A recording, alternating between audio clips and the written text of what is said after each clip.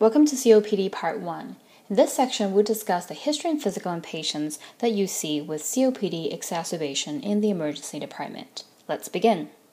Why is COPD bad? Patients with COPD, or chronic obstructive pulmonary disease, have a chronic inflammation of the entire tracheobronchial tree. That inflammation leads to obstruction of airflow that causes respiratory failure and death. COPD is mostly caused by smoking, and a minority of patients have COPD because of alpha-1 antitrypsin deficiency. In terms of the natural progression of COPD, their lung function declines after each acute exacerbation. As their lung function declines, patients might need home oxygen.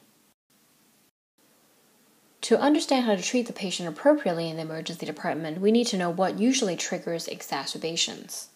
It could be a lung problem such as a superimposed infection or pulmonary embolus. It could also be a spontaneous pneumothorax from bleb rupture. It could also be from the patient's running out of puffers or continuation of smoking.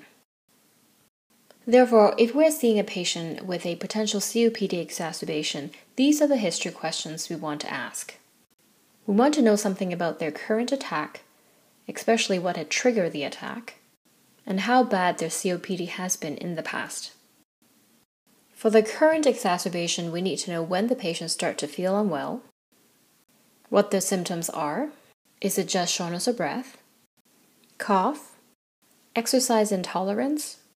It's also important to ask about other symptoms that may point to more of a cardiac cause of shortness of breath, such as PND, orthopnea, or chest pain.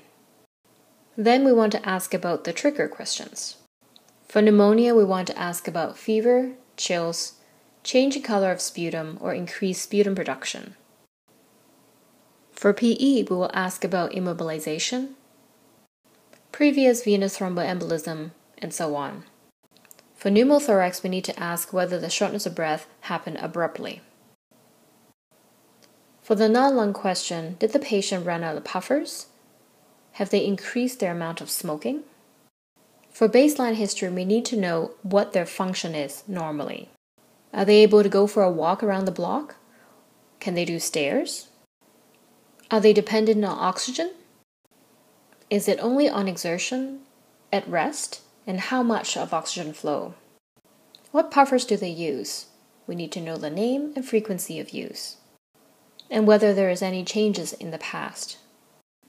In terms of previous attacks, we need to know the frequency of exacerbations, particularly when the last exacerbation was, when the patient was last put on steroids. It is also useful for us to find out their usual course of exacerbation. How many days do they usually stay? Do they stay on the ward, or do they need to go to the ICU? Have they ever been intubated? The sicker their previous attacks, the more worried we are about their current one. The physical examination of patients with COPD exacerbation is similar to the patient that have shortness of breath as a chief complaint. We will focus on the vital signs, cardiac and respiratory exam. Patients with COPD exacerbation can be hypoxic. They also tend to be tachycardic. Patients with pneumonia as a trigger might have a fever. We want to specifically look for signs of respiratory distress that include tripoding. When the patient sits upright and leans forward, we look for cyanosis, tracheal tugging, intercostal indrawing, and abdominal breathing. On the cardiac exam, we want to listen for normal heart sounds and extra heart sounds. We want to look for the apex of the heart and also measure the JVP. For the lungs, we want to listen for air entry to ensure it is symmetrical. We want to listen for any other sounds such as crackles, rails, wheezes, and pleural rub.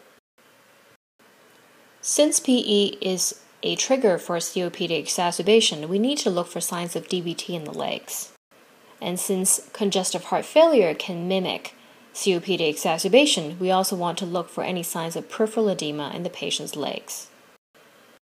In summary, we discussed the history and physical in patients with a COPD exacerbation.